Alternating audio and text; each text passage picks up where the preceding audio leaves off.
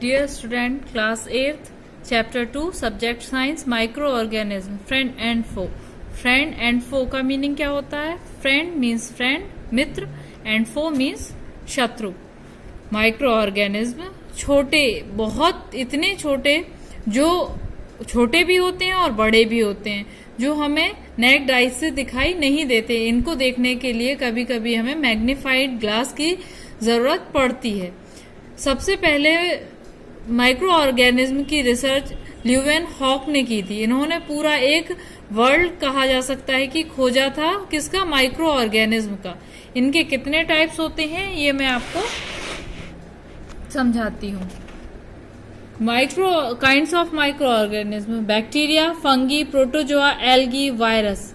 Virus क्या होते हैं? वायरस एक स्मॉलेस्ट ऑर्गेनिज्म होता है जो अदर माइक्रो ऑर्गेनिज्म से बिल्कुल अलग होता है और इसके जो सेल्यूलर स्ट्रक्चर इसमें नहीं होता है, लेकिन ये किसी और ऑर्गेनिज्म के सेल में जाकर रिप्रोड्यूस करता है. लिविंग अगर फीचर है कोई, ये तो नॉन लिविंग फीचर होता है, लेकिन अगर किसी और की सेल में अगर ये एंट्री कर जाए लिविंग फीचर्स में, तो क्या होता है? ये वहां जाकर रिप्रोड्यूस करता है खुद को.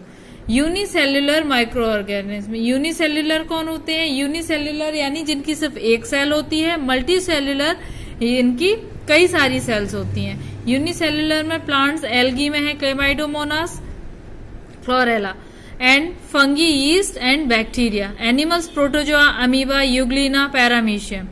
ये सब क्या है? Unicellular micro organism, plants and animals हैं. नेक्स्ट आते हैं multi cellular micro organism. Multi cellular micro organism में algae, volvox, spirogyra, nostoc. Fungi में bread mold, aspergillus and the penicillium. ये सब क्या है? ये मल्टी सेल्युलर है, यानी इनमें कई सेल्स होती हैं. History of microbiology. इसमें हिस्ट्री माइक्रोबायोलॉजी क्या है, अब तक कितनी रिसर्च इंपॉर्टेंट हुई है और कितने साइंटिस्ट ने क्या योगदान हमें दिया है. फर्स्ट है हमारा रॉबर्ट हुक. इन्होंने क्या किया था? एक कॉक सेल डिस्कवर की थी जिसमें खुद का माइक्रोस्कोप इन्होंने यूज किया था. ये एक बैक्टीरिया के रूप में इन्होंने, जिसमें कौन सा बैक्टीरिया होता है वो सर्च किया था. अब है एंटन वैन ल्यूवेनहॉक. इन्होंने सबसे पहले माइक्रोब्स का रिसर्च करके उसका स्केच तैयार किया था कि वो कैसा दिखता है. Louis Pasteur. लुइस पास्चर ने दूध को खट्टा करने वाले ईस्ट को, ऐसे फंगी जो दूध को खट्टा कर देते हैं, और इन्होंने ईस्ट की रिसर्च की थी फंगी की. अब आते हैं हम Robert course. 1882 by the germ theory disease tuberculosis. जो बीमारी है ट्यूबरक्लोसिस, जिसको हम अपनी लैंग्वेज में टीबी भी कहते हैं, किसकी वजह से होती है? इसके कौन से बैक्टीरियाज होते हैं? Bacterium and anthrax by the bacillus anthrax. इसकी रिसर्च इन्होंने की थी. अब आते हैं हम Christian Gram. Develop the Gram stain technique. इन्होंने ग्राम स्टेन टेक्निक को डेवलप किया था. अब आते हैं हम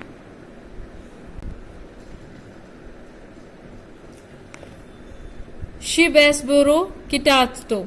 ये क्या है? टेंटन्स डिसीज, जिसको हम टिटनस बोलते हैं. Tetanus disease caused by the clostridium tetani bacterium. जो टिटनस रोग जो बैक्टीरिया से होता है, टिटेनी बैक्टीरिया से होता है, उसकी खोज इन्होंने की थी.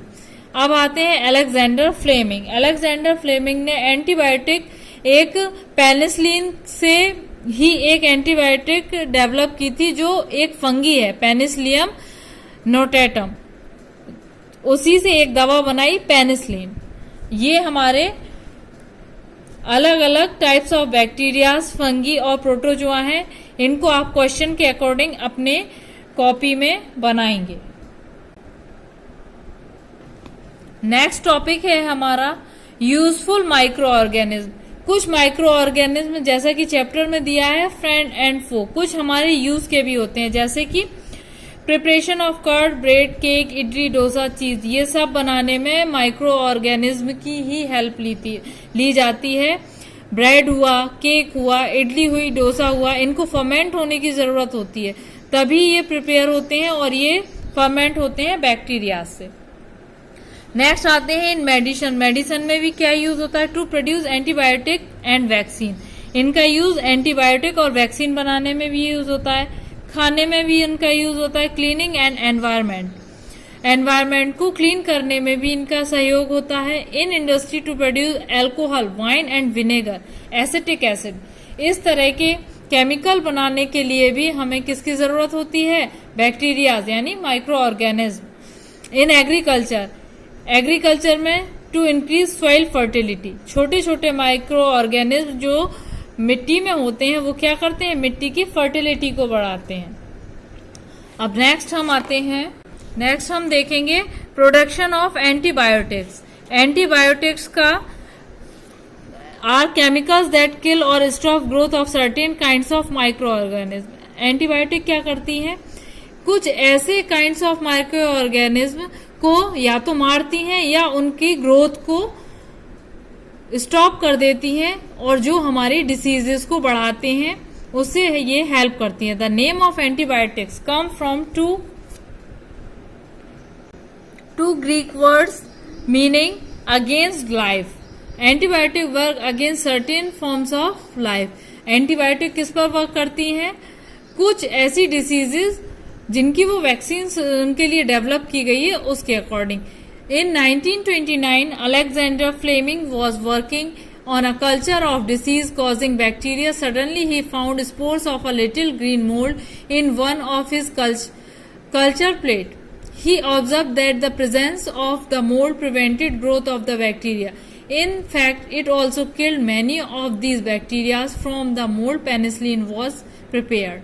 Alexander Fleming जब बीमारियों कर ही या तो इलाज ढूंढ रहे थे या उन्हीं पर वर्क कर रहे थे, सडनली उन्हें एक बैक्टीरिया जो उनकी कल्चरल प्लेट में रखा हुआ था, छोटा सा एक फंगी टाइप का एक ग्रीन मोल्ड में दिखाई दिया।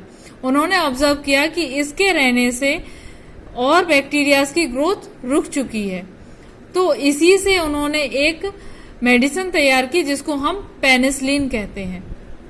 Soon after antibiotics were isolated from the either bacteria or fungi. और कुछ ही समय बाद अलग अलग बैक्टीरियाज और फंगी के लिए अलग अलग एंटीबायोटिक्स आ गए।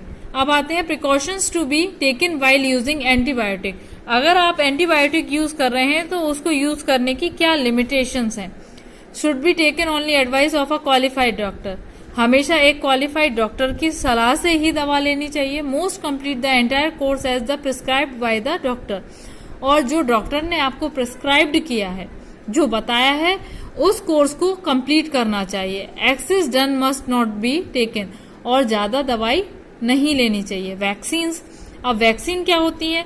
जब इन योर चाइल्डहुड, जब आप अपने बचपन में थे तो आपको बहुत सारे इंजेक्शंस और ड्रॉप्स यानी बूंद के रूप में दवाई दी गई थी। वो किस लिए दी गई थी? अगेंस्ट सम डिसीजेस, उनको डिसीज से बचाने के लिए आपको। जैसे given is vaccine at the schedule as given below. कुछ वैक्सीन कुछ एज के अकॉर्डिंग दी जाती हैं, जैसे कि 8 से 9 मंथ के बीच में डीपीटी दी जाती है, जो किससे प्रोटेक्ट करती है हमें? Diphtheria, whooping cough and tetanus. ये डीपीटी, इससे हमें वैक्सीन ये बचाता है। पोलियो फॉर प्रोटेक्शन अगर ट्यूबरक्लोसिस। पोलियो और बीसीजी की दवा हमें वैक्सीन किस लिए दी जाती है? ट्यूबरक्लोसिस, इससे बचने के लिए। 9 to 12 मंथ मीजल्स, मीजल्स दी जाती है हमें मीजल से बचने के लिए। नेक्स्ट है डीपीटी पोलियो, फिर पोलियो के लिए दी जाती है। पोलियो की वैक्सीन ओरल भी दी जाती है। ओरल का मतलब लिक्विड के रूप में हमें मुंह से पिलाई जाती है। और इसकी एंटीबायोटिक की वजह से आज हमारा जो इंडिया है वो पोलियो मुक्त है। अब हमारे यहाँ पोलियो की बीमारी मोस्टली किसी को नहीं होती, उस पर हमने कंट्रोल कर लिया है। नेक्स्ट आते हैं हम changing the environment. Changing the environment, microbes like bacteria the fungi bring about decay and dead plants. Animals both on land water without microbes the earth would be covered with a fall smell and dead organism. अगर bacteria fungi नहीं होंगे तो हमारी पूरी अर्थ एक बहुत गंदी smell और डेड ऑर्गेनिज्म से फिल हो जाएगी। यही है जो हमारे एनवायरनमेंट को क्लीन करने में हमारी हेल्प करते हैं। अब इस चैप्टर के आप क्वेश्चन आंसर्स एक्सरसाइज सर्च कीजिए। नेक्स्ट पार्ट में आगे के चैप्टर में पढ़ाऊंगी। Thank you.